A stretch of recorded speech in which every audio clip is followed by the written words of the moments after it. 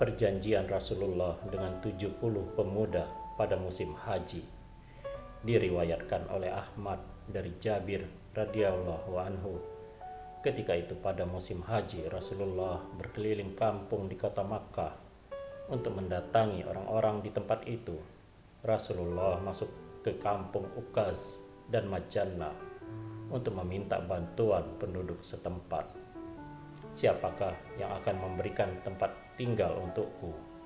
Siapakah yang membantuku sehingga aku menyampaikan risalah Tuhanku? Maka dia mendapatkan jannah, kata Rasulullah. Tetapi Rasulullah tidak mendapatkan seorang pun yang mau memberikan tempat tinggal dan membantunya. Bahkan ada seorang lelaki yang berangkat dari Yaman atau Mudar. Dia didatangi kaumnya dan mereka berkata, "Hindarilah terhadap pemuda kaum Quraisy itu. Jangan sampai dia menjatuhkan kamu ke dalam fitnah," katanya, seperti dikisahkan Maulana Muhammad Yusuf Al-Kandahlawi dalam kitab Hayatus Sahabah. Namun Rasulullah terus-menerus berdakwah di antara perkemahan kabilah-kabilah mereka, dan mereka menuding ke arahnya jari-jari mereka, sehingga Allah mengirim kami kepada beliau dari Madinah. Lalu kami pun memberikan tempat tinggal untuknya dan membenarkannya. Maka keluarlah kaum lelaki dari kalangan beriman mendatangi Rasulullah, dan Rasulullah membacakan Al-Quran kepada kaum lelaki itu. Kaum lelaki itu kembali kepada keluarganya, dan keluarganya pun memeluk Islam karena dakwah Rasulullah. Sehingga tidak ada sebuah kampung pun dari kampung-kampung orang Ansar, melainkan terdapat di dalamnya penghuni yang telah memeluk Islam, katanya. Kelompok laki-laki yang telah berbaik kepada Rasulullah pun berunding dan berkata, "Sampai kapankah kita membiarkan Rasulullah berkeliling dalam keadaan terusir di antara gunung-gunung di kota Makkah dan ditakut-takuti?" Maka sejumlah 70 orang lelaki di antara kami pergi menemui Rasulullah dan sampai kepadanya pada musim haji. Kami berjanji untuk bertemu dengan beliau di Sib Aqabah pada waktu yang telah ditentukan. Dari 70 orang itu datang seorang demi seorang sehingga berkumpul semua di sana. Di antara mereka ada yang berkata, "Wahai Rasulullah, atas apakah kami berbaiat kepada engkau?" Rasulullah berkata, "Kalian berbaiat kepadaku untuk selalu mendengar perintah-perintah dan menaatinya dalam keadaan bersemangat ataupun malas, mengobarkan harta pada jalan Allah pada waktu sulit maupun mudah, dan menyuruh melakukan yang ma'ruf dan mencegah dari yang mungkar, berbicara tentang Allah di mana kamu jangan takut kepada celaan orang yang mencerca kamu, dan membela agama Allah, menolongku dan melindungiku dari ancaman musuh.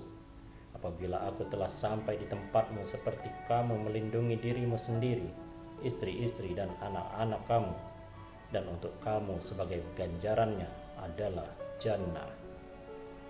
Para pemuda itu pun bangkit mendekati Rasulullah. As'ad bin Zurarah memegang tangan Rasulullah untuk berbaiat, dan ia termasuk orang termuda di antara mereka. Setelah berbaiat, As'ad berseru kepada kaumnya mengajak agar mentaati Allah dan Rasulnya Muhammad. Seruan As'ad diterima kaumnya.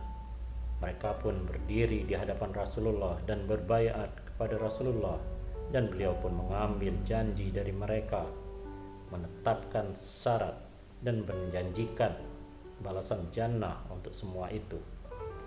Diriwayatkan oleh Ibnu Ishaq dari Ka'ab bin Malik radhiyallahu anhu, katanya, setelah mereka para pemuda itu berkumpul di lembah Aqabah, mereka menunggu kedatangan lanjutan Rasulullah. Kemudian Rasulullah datang bersama Abbas bin Abdul Muthalib yang belum memeluk Islam, namun ia sangat mendukung kerja dakwah Rasulullah. Setelah diminta bicara dalam sebuah forum itu, Rasulullah bersabda, membaca Al-Quran dan menyuruh untuk menyembah Allah dan mengajak untuk cinta kepada Islam. Sabda beliau, aku membaiat kalian supaya mempertahankan diriku seperti kalian mempertahankan istri-istri dan anak-anak kalian. Maka Al-Nara bin Ma'rur memegang tangan Rasulullah dan berkata, baiklah, demi Allah yang mengutusmu dengan kebenaran, kami akan melindungimu sebagaimana kami mempertahankan para istri dan keluarga kami. Maka baiatlah kami wahai Rasulullah. Demi Allah, kami adalah putra-putra perang yang telah kami warisi dari para orang tua kami turun-temurun. Abu Al-Haisam At-Tayyihah menyampaikan kerisauan kepada Rasulullah bahwa mereka telah mempunyai perjanjian dengan Yahudi. Setelah baiat kepada Rasulullah, mereka akan memutuskan perjanjian itu. Maka sekiranya kami melakukan yang demikian, mungkinkah engkau akan meninggalkan kami dan kembali kepada kaummu setelah Allah memberikan kemenangan kepadamu? Rasulullah tersenyum kemudian bersabda, tidak, karena darahku adalah darahmu dan kehancuranku adalah kehancuranmu. Aku adalah bagian dari kalian dan kalian adalah bagian dariku. Aku memerangi siapa saja yang kalian perangi dan berdamai dengan pihak yang kalian ajak berdamai. Demikianlah kisah singkat tentang Rasulullah.